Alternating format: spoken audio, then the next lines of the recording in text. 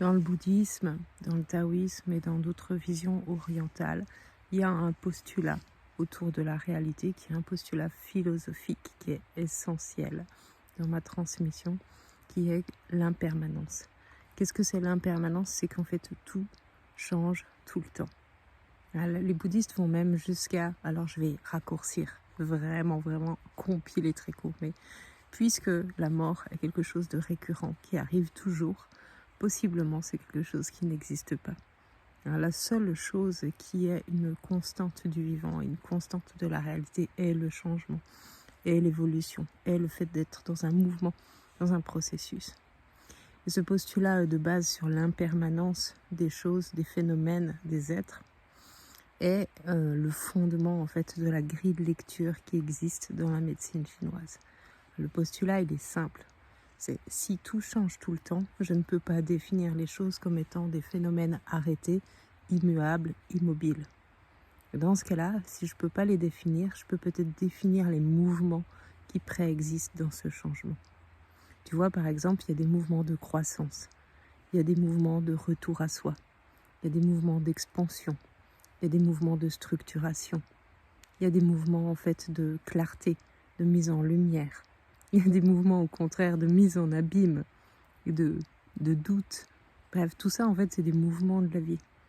Et ils sont naturels. Et si toi tu acceptes qu'ils sont naturels, ça va être beaucoup plus facile à vivre. Tu vois, tu luttes pas contre certains postulats qui sont des évidences de la réalité. Tu vois par exemple derrière moi le bambou et l'hiver. Tout ce qui est fait de chlorophylle est vert et en fait tu passes pas tes journées à te prendre la tête avec le fait que ça te dérange, que l'herbe soit verte, que les feuilles soient vertes, parce qu'en fait ça fait partie du vivant. Peut-être t'aimes pas la couleur verte, ok, pas de problème, mais tu composes avec. Même chose en fait avec les mouvements que tu peux vivre dans ta vie. Compose avec, accepte en fait, vois quand c'est que tu es dans un mouvement de retour à soi et de repli. Peut-être il n'est pas agréable, peut-être au contraire c'est cool, peu importe. Compose avec ça. Vois en fait chaque mouvement a une raison d'être dans un processus qui est peut-être trop vaste. Peut-être que la vie est trop vaste pour qu'on comprenne réellement à quoi ça sert, quelle est notre mission, comment on peut en tirer quelque chose. Ça, toi, tu peux mettre tout ce que tu veux dessus. Donc, apprendre à composer avec ces mouvements, c'est quelque chose que j'estime être essentiel et un chemin que je trouve facile et accessible à tous, c'est se rebrancher en fait tout simplement avec la nature. Tu vois au printemps, le printemps il est associé à l'élément bois. Alors quand on dit bois, les gens ils pensent en fait à la matière, au matériau bois. Tu vois genre ma table en bois, ma chaise en bois, ce genre de truc. En fait non, c'est pas ça. C'est le mouvement en fait du monde végétal. Donc, qu'est-ce qui se passe dans le monde végétal au printemps? C'est l'expansion, c'est le bourgeonnement, c'est la mise en évidence. Tu vois, c'est le moment où on sort, on s'expose, on prend des risques, on va un peu plus loin. Chaque plante, en fait, elle grandit un peu plus à chaque printemps. Les arbres, ils étendent en fait leurs rameaux un peu plus loin, ils bourgeonnent.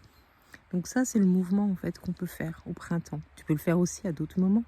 Tu vois, c'est transposable. Par exemple, le printemps, ça correspond à l'adolescence.